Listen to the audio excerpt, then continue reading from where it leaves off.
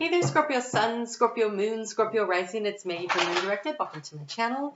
Here we work with the energy to see how we can best utilize it to move our life forward in the most positive way possible.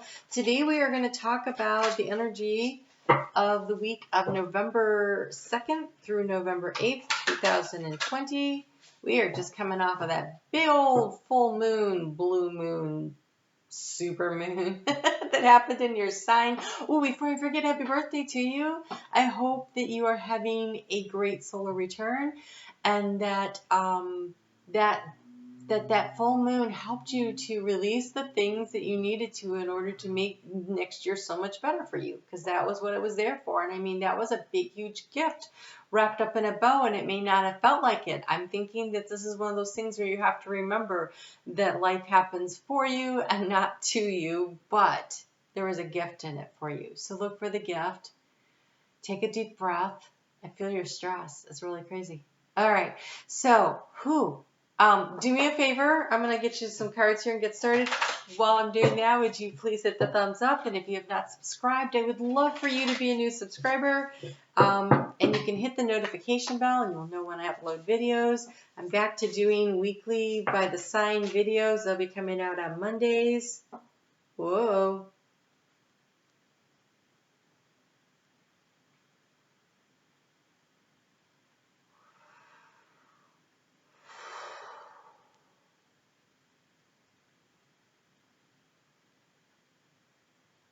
So you have a tall tale and the storyteller. There's a theme here.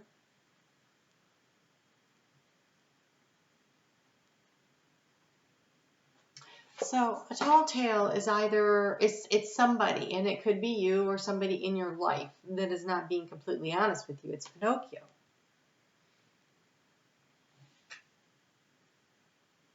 It is secret keeping, and then we have the storyteller.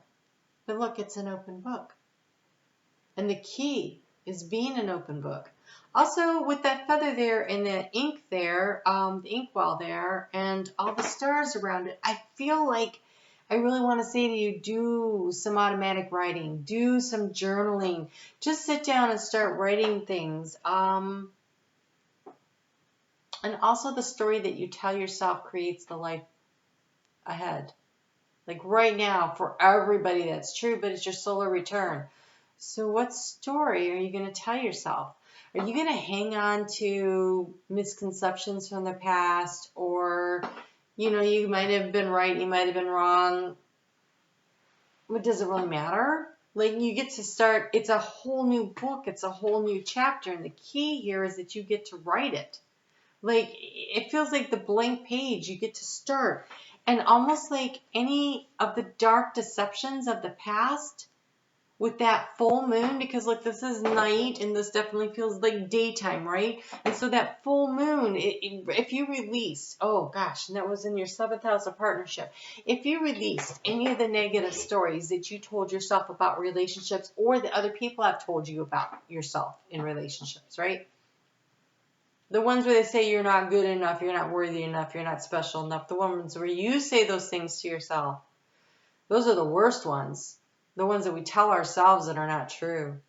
Because we are all sparks of light. You get to write your story. I actually want to read this one. This one, I know what it is. This one for sure. I have just never seen this one. And I love this. This is out of The Oracle of the Seven Energies by Colette Baron Reed. It's relatively new to me. I think it's relatively new out. I always enjoy her stuff. I have a lot of her decks.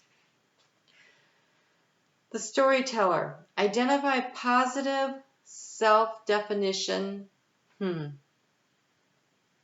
Teaching others how to treat you through the stories you tell about who you are. We always teach people how to treat us, right? When we lay down and we're a doormat and we let people walk all over us, they go, oh, doormat. When we stand up for ourselves and we say, you know, I'm not really putting up with that, they go, oh, tough. Sometimes they like it, sometimes they don't. It depends on what their story is that they tell themselves about themselves. This feels like a story of worthiness. It's in your first house. Okay, so the moon starts out in Gemini on Monday. And for you, Scorpio, that is in your 9th house, 10th house. No, 9th house. 8th house. 8th house of transformation. So it's transformation, higher knowledge, learning. It could be long distance travel, but I don't think that's really a thing right now. It's also connection to the divine. It's communication with your higher self, divine communication. And then we finish out the week in your career sector.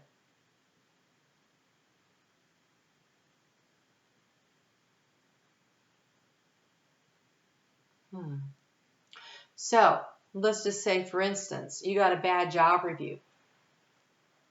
People at work were like, yeah, I don't really think you were really honest about this, or someone lied to you and took credit for your work, or they lied about you or whatever, and you're being judged based on inaccuracies, or you're somebody who doesn't, oh gosh, it's not what you know, it's who you know sometimes. And so being able to step up and they have to, I'm sorry, I know you guys can't see it, but there's a notification that come up, and it's always so distracting. Okay, so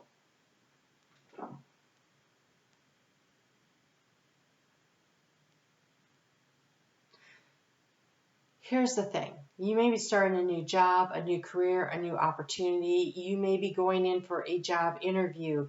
You may be having a review or something, and it might be time for you to sit down and say to the world. Now, this could be around business, but this could be about, really, because the sun is in your first house, it could be about any arena of your life. Okay, I'm just picking on those because of where the moon is this week, but literally, because the sun is in your first house, it could be any arena of your life. There's so much going on, right? Your partnership life just had that big full moon in it, and so Uranus set something off in there because it was conjunct with Uranus, and Uranus likes to change things up. So somehow something has come to light that is not fully accurate, either because Scorpio, you were trying to keep stuff to yourself, or someone else was keeping things from you. It's really hard to keep stuff from a Scorpio, though. I think they suss it out pretty good. So it could be that it's time to come clean. It's time to fill in the details. I don't know if it's so much that it was an inaccuracy. There might be some inaccuracies because we have Pinocchio here. But I feel like you're in a new chapter in your life.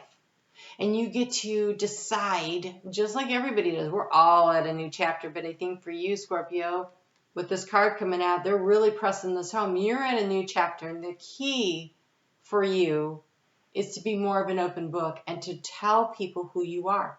Show people who you are.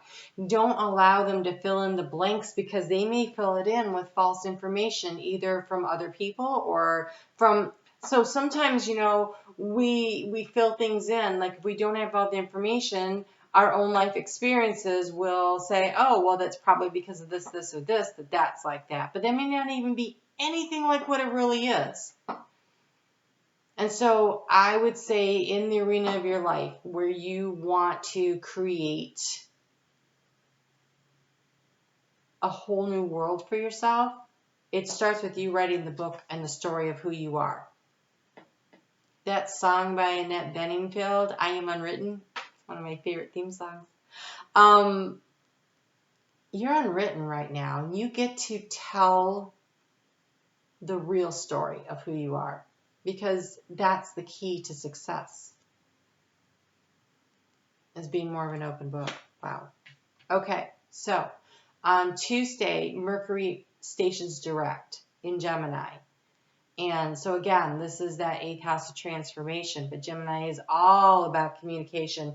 And I wrote down, when I was channeling general information, I got find your voice, speak your truth. So find your voice, speak your truth. I don't know if this is just to yourself, It might be because this is about finding the pleasure in your life and finding the balance. The balance of in your life, and because it's in your house of transformation, like how do you transform your life and make it more balanced for you? How do you bring in what it is that is important to you? And part of that is going to be you speaking the truth to yourself. And I really encourage journaling. Is a great way to tap into your higher self.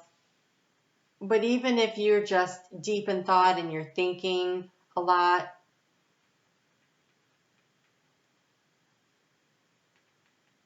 there's an eclipse. Next time the moon moves into Gemini, which is a month from now, it's an eclipse. It is a full moon eclipse. That is really letting go of Gemini. Is about the storytelling. So for you, that would be an opportunity to really let go of all the negative stories of the past that either you've told yourself about you, other people have told you about you that are not necessarily true. It is a chance to rewrite your future by letting that stuff go. Because when you let that stuff go, then you start moving in the direction of the North Node, which is in Gemini, toward what are you curious about, what do you want to create, and how do you want to transform your life. With the eclipses happening in your house of transformation and your house of what you value, for the next, we've already had a couple, but there's still a whole nother year of that, right? There's 2 more rounds of them. We're having them here in November into December, and then again we'll have them in May, June.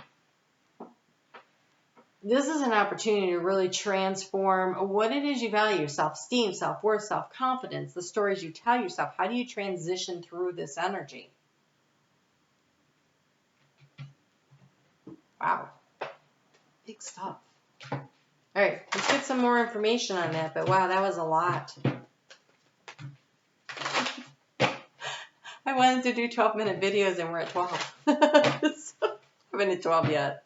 But you are the third one I'm doing. All right, Scorpio, let's see what we got going on for you. You guys, you know, I started this channel 2 years ago, actually 2 years ago Saturday, and been traveling through this, watching you guys, and it's been amazing. Your journey has been amazing, and I'm always so impressed with what I see. Oh, this is the second time I've seen this. So we have summer, bask in joy and light.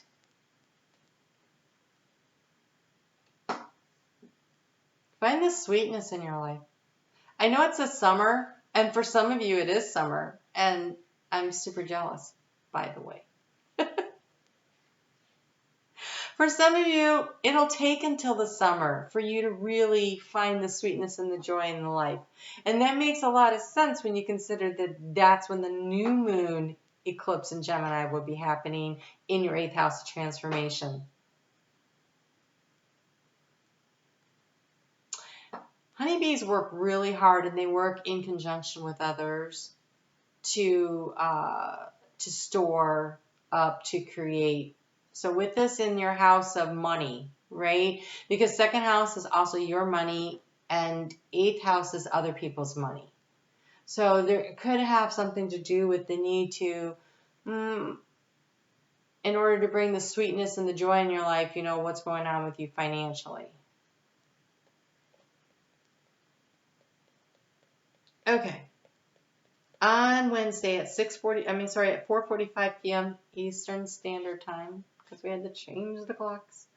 Moon is moving into Cancer, and for you, Cancer is your 9th house. Your 9th house, you know, the higher learning, the connection to spirit, that kind of communication. And you're being asked to really find the beauty and the joy in your life. And this is like stuff that you should be looking for. So we have the beauty, we have the joy, we have the remembrance that you're resilient, that you cut out with that full moon things that do not work for you. And resilience is that when you cut back a plant, it like grows new stuff, right? And so my full moon ritual on an eclipse is I always like to find for sure, and definitely on an eclipse, I find some plants that need to be trimmed and cut back, because I believe that by doing that, I am promoting their own growth, which also is about me cutting out the things that don't work in my life, symbolically. And then there's the wisdom. The resilience and looking around and seeing, what did you learn? Where's the wisdom in all this? You know, how do you rewrite your story? 2020 is like such a break point year where we literally shifted energies. And oh my gosh, there was a big shift with the eclipse that happened around the 5th of July.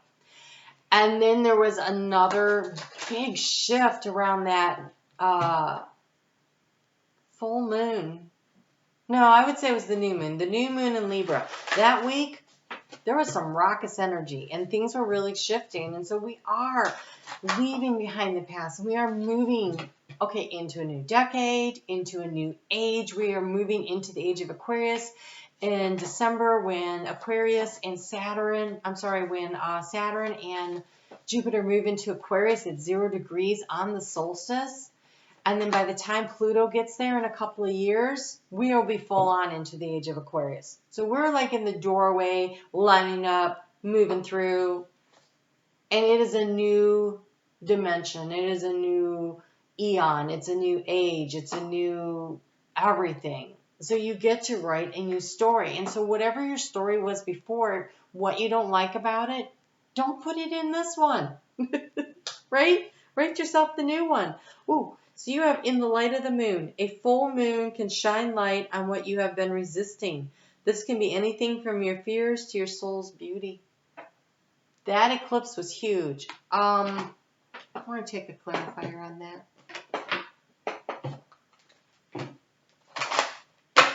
A little bit of guidance on that full moon that we just had. This is a big one. Partnership could be personal or business, right? And since we're talking about money and other people's money could easily be a business thing. And because we got all this career sector stuff coming up.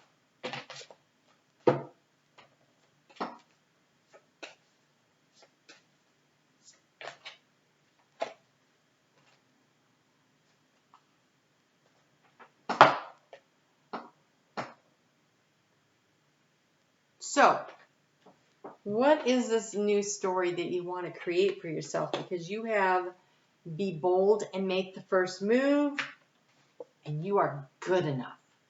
You are good enough. So, the light of this full moon sheds some light on something in your life. And you want to write a new story. So write it. You're good enough. And whatever you decide is your life is your life. Straight up.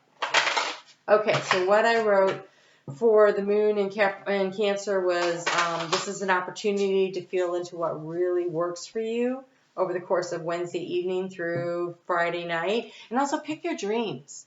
Pick your dreams and then follow your gut. And don't forget to set healthy boundaries. Healthy boundaries feels like an important thing in general. And especially because when we get to the moon going into Leo, which it does, 2:18 a.m. on Saturday morning, it's about counting your blessings, feeling grateful for the things in your life, but also remembering that you are being divinely guided and protected, which is really important. Whoa, this card, I don't know where it came from. It's not with the rest of them. It says, you are very close to achieving your goal. That's huge. All right. So right there. Whoa! Oh my gosh. This morning when I was in meditation, I saw something about this. Okay. So it says gold. You don't need someone else to fix you.